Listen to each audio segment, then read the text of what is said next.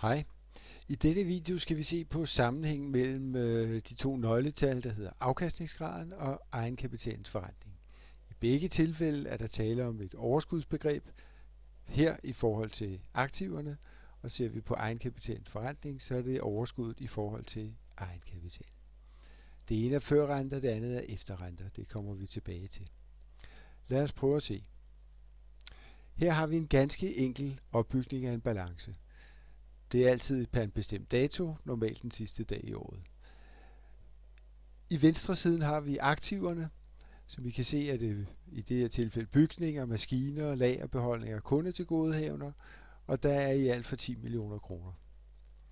Passivsiden den består typisk af to forskellige hovedposter, nemlig en egenkapital, i det her tilfælde 4 millioner, og en gæld til eksterne interessenter. Det kan være vareleverandører, det kan være det offentlige, det kan være pengeinstitutter, i alt på 6 millioner. Der skal altid være balance mellem disse to. Det kan I se, der også er her 10 millioner og 10 millioner her i alt. Og sammenhængen er, at de aktiver, man har, dem har man enten været i stand til at anskaffe sig ved gæld, man har lånt hos eksterne mennesker, eller også har man pengene selv, altså i form af egenkapital. Man kan enten have skudt dem ind, eller man kan have tjent dem op gennem årene. Så vi kalder det kapitalfremskaffelse, det vil sige, hvordan har vi skaffet vores penge frem, enten ved selv at skyde dem ind, eller tjene dem ind, eller også har vi lånt dem af eksterne interessenter, og hvad har vi så anvendt disse penge til? Vi har købt bygninger, vi har købt maskiner, varelager osv. Så denne side kalder vi kapitalanvendelsen. Lad os prøve at introducere afkastningsgraden. Afkastningsgraden var altså resultat før renter divideret med alle de aktiver, vi har investeret i. Det vil sige, at vi ser altså på, hvor stort et overskud har vi tjent hjem i forhold til alle de penge, vi har investeret i vores aktiver. I det her tilfælde er det 10%. Som I kan se her, så er gældsrenten, som vi normalt kalder den, jeg har kaldt den lånerente, fordi jeg sammenligner det med, at vi kan låne penge i banken til 7%. I det her eksempel kan I se, at vi har lånt penge til 7%, og så har vi investeret dem i vores aktiver til et afkast på 10%. Der gives altså en lille positiv forskel her. Der er en profit ved at låne penge og investere dem i virksomheden til 10%.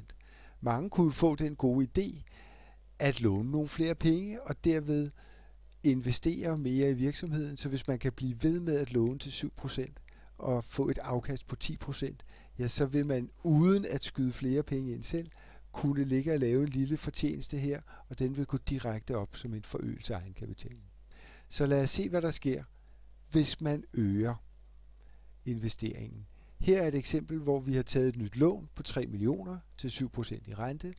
Vi har placeret dem i en ny investering, maskiner eller whatever. Og hvis vi forudsætter, at vi også kan få en afkastningsgrad på 10% på denne investering, ja, så kan I se, så kan man altså få et afkast her på 10% af 3 millioner, det er 300.000.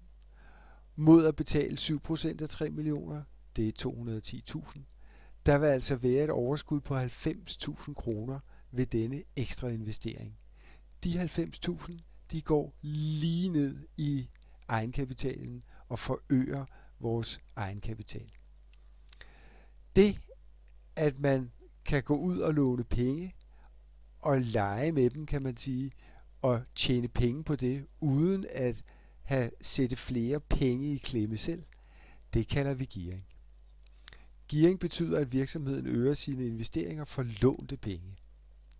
Formålet er selvfølgelig at øge profitten, uden at skulle indskyde yderligere egenkapital, men der er naturligvis en stor risiko ved det, for de 7% skal jo betales. Så hvis man ikke er i stand til at opnå de 10%, ja, så kan man få et tab. Og hvis de aktiver, man har investeret i her, lad os sige, at det var måske ligefrem aktier, man havde investeret i, der falder i værdi, jamen så kan det gå rigtig, rigtig galt. For gælden er der jo stadigvæk. Et af eksemplerne er sporten, Park og Sporten Entertainment, der gik ud og lånte en masse penge og købte Fitness.dk for eksempel, jamen sådan noget kan være rigtig katastrofalt, fordi man låner en masse penge, tror man kan lave en rigtig god investering, men hvis den udebliver, så ender det med, at man kan gå konkurs.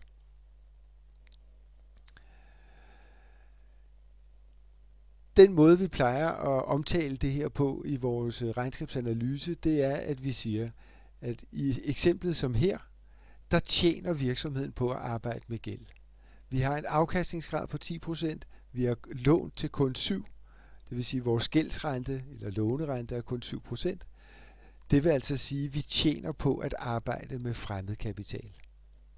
Det betyder, at egenkapitalen forøges, og derved er det det samme som at sige, at egenkapitalens forrentning faktisk er bedre end de 10%.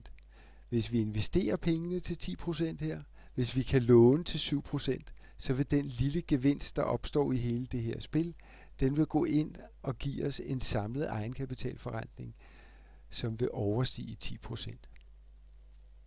Det var det.